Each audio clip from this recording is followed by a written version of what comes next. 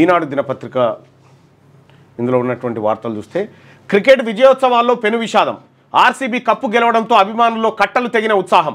బెంగళూరులో చిన్నస్వామి స్టేడియం వద్దకు లక్షలాది మంది అభిమానులు. తీవ్ర తొక్కిసలాట, నియంత్రించలేకపోయిన పోలీసులు. మృతుల కుటుంబాలకు 10 లక్షల చొప్పున పరిహారం. న్యాయ విచారణకు ఆదేశించిన సిద్ధరామయ్య సర్కార్.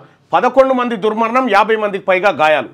ఇండియన్ ప్రీమియర్ లీగ్ ఫైనల్లో నెగ్గి కలల కప్ను సొంతం చేసుకున్న రాయల్ ఛాలెంజర్స్ బెంగళూరు జట్టు విజయోత్సవాల ఘట్టంలో పెను విషాదం చోటు చేసుకుంది. బెంగళూరు నగరంలో బుధవారం ఏర్పాటు చేసిన ఈ కార్యక్రమానికి అభిమానులు భారీ ఎత్తున చేరుకోవడంతో తొక్కిసలాట జరిగింది. 11 మంది దుర్మరణం చెందగా 50 మందికి పైగా ఆసుపత్రి పాలయ్యారు. అహ్మదాబాద్లో మంగళవారం జరిగిన ఐపీఎల్ ఫైనల్ మ్యాచ్లో గెలిచి ఈ సాలా కప్ నమ్దే, ఈసారి కప్ మనదే నినాదాన్ని సాకారం చేసుకున్న ఆర్సీబీ జట్టు బుధవారం మధ్యాహ్నం 2:45 హెచ్ఏఎల్ విమానాశ్రయానికి చేరుకుంది.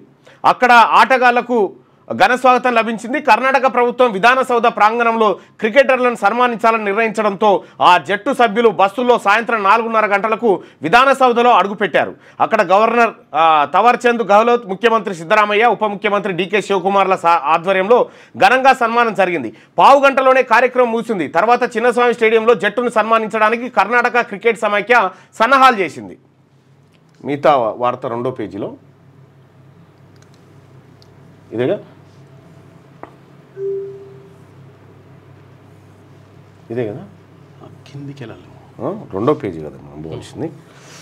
అచ్చా, ఎస్.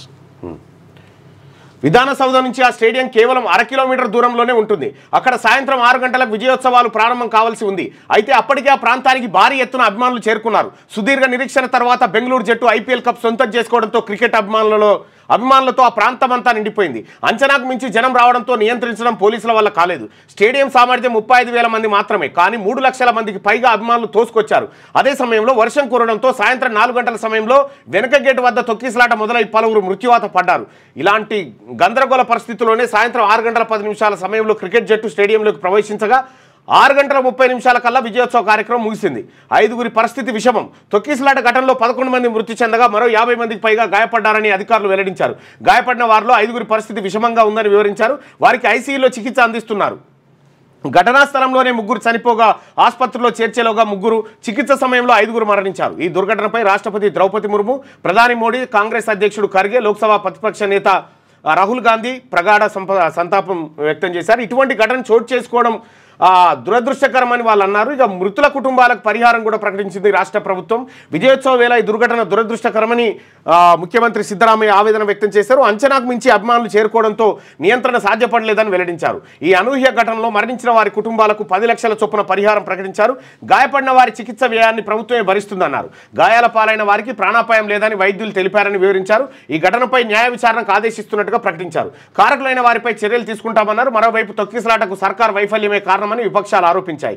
హెచ్ఏఎల్ నుంచి విధాన సౌధ వరకు విజయోత్సవ ర్యాలీకి అనుమతి ఇచ్చి ఉంటే లక్షలాది మంది ఒకే చేట చేరుకోవాల్సిన అవసరం ఉండేది కాదని విపక్ష నేత ఆర్ అశోక్ వ్యాఖ్యానించారు. ఏపీ గవర్నర్, ఏపీ సీఎం విచారం వ్యక్తం చేశారు. బెంగళూరు చిన్నస్వామి స్టేడియంలో ఆర్సీబీ జట్టు సన్మాన కార్యక్రమంలో జరిగిన తొక్కిసలాట్లో పలువురు మృతి చెందడంపై AP governor justice Abdul Nazeer, ముఖ్యమంత్రి చంద్రబాబు తీవ్ర దిగ్భ్రాంతి వ్యక్తం చేశారు. మృతుల కుటుంబాలకు తమ ప్రగాఢ సానుభూతి తెలియజేశారు. క్షతగాత్రులు త్వరగా కోలుకోవాలని ఆకాంక్షించారు. దురదృష్టకర ఘటన అని చెప్పి కిషన్ రెడ్డి. బెంగళూరులోని చిన్నస్వామి స్టేడియం వద్ద జరిగిన తొక్కిసలాట ఘటనపై కేంద్ర మంత్రి భాజపా అధ్యక్షుడు జి కిషన్ రెడ్డి సంతాపం వ్యక్తం చేశారు. ఇది దురదృష్టకర ఘటన అని ఒక ప్రకటనలో తెలిపారు. ఈ ఘటనకు పూర్తిగా కర్ణాటక ప్రభుత్వం, ఆ రాష్ట్ర పోలీసుల వైఫల్యమే కారణమని ఆయన ఆరోపించాడు. ఇక బెంగళూరులో తొక్కిసలాట ఘటన దిగ్భ్రాంతికి గురి చేసిందని కేంద్ర మంత్రి బండి సంజయ్ పేర్కొన్నారు. ఈ మేరకు ఎక్స్ వేదికగా ఆయన సంతాపం ప్రకటించారు. మృతుల్లో ఎక్కువ మంది 20 ఏళ్లలోపు వారే. సుదీర్ఘ నిరీక్షణ తర్వాత కప్పును అందుకున్న అభిమాన క్రీడాకారులను చూడాలన్న ఆశలు ఆవిరయ్యాయి. ఆర్సీబీ విజయోత్సవ కార్యక్రమం కాస్త తొక్కిసలాట కారణంగా చిన్నస్వామి స్టేడియం బాధితుల రోదనలతో నిండిపోయింది. ఈ ఘటనలో 11 మంది మృతి చెందగా వారిలో 9 మంది వయస్సు 20 ఏళ్లలోపు. ఆసుపత్రిలో చేరిన వారి సంఖ్య అధికారికంగా 35కు పైగా ఉండగా చిన్నపాటి గాయాలతో ఇంటికి చేరిన వారు, ఇతర ఆసుపత్రుల్లో చేరిన వారి సంఖ్య 400కు పైగా ఉంటుందని అంచనా. మొత్తం మృతులు 11 మంది. అందులో పురుషులు 6, మహిళలు 5. దివ్యాంశి 13 సంవత్సరాలు, దివ్య 26, శ్రవణ్ 17, భూమిక 20, సహనా 19, చిన్మయ్ 19, పూర్ణచంద్ర 35, శరత్ 17, గుర్తు తెలియని మృతులు 20 ఏళ్ల యువకుడు, 19 ఏళ్ల యువకుడు, మరో 16 ఏళ్ల యువకుడు కూడా ఉన్నారట ఈ ఘటనలో. ఇక్కడ మనం దానికి సంబంధించినటువంటి దృశ్యాలను ఒకసారి చూస్తే బెంగళూరులోని చిన్నస్వామి స్టేడియం వద్ద తొక్కిసలాట కారణంగా గాయపడిన అభిమాని ఆసుపత్రికి తరలిస్తున్నటువంటి ఫోటోని ఇక్కడ చూడొచ్చు. స్టేడియం వద్ద అదుపు తప్పుతున్న క్రికెట్ అభిమానులపై పోలీసుల లాఠీ చార్జ్ను ఇక్కడ రెండో చిత్రంలో చూడొచ్చుగా. స్టేడియం వెనుక తొక్కిసలాట జరిగి పలువురు మృతి చెందగా అదే సమయానికి స్టేడియం లోపల అభినందన వేడుకపై క్రికెటర్లతో కర్ణాటక ఉప ముఖ్యమంత్రి డికే శివకుమార్ అంటూ ఒక వార్తను చూస్తా ఉన్నాం. అంటే ఇది ఎట్లా రాసిరంటే ఇట్లా ఉండొచ్చునా అనే విధంగా రాసిరు. ఈ పెను విషాదానికి సంబంధించినటువంటి ఘటన అందరినీ ఈసారి ఐపీఎల్ను చాలా విషాదంతో ముగించినట్టుగా కనిపిస్తూ ఉంది. ఇక్కడ మనం ఇంకా కొన్ని ఫోటోలు చూసుకుంటే బెంగళూరులోని చిన్నస్వామి స్టేడియం లోపలికి వెళ్ళడం కోసం గేటు వద్దకు చేరుకున్న అభిమానుల అవస్థలు చూడరు, చిన్నపిల్లల అవస్థలు చూడరు లోపలికి పోవడానికి. తొక్కిసలాటలో తీవ్రంగా గాయపడిన ఓ బాలుని ఆసుపత్రికి తరలిస్తున్న పోలీసులు.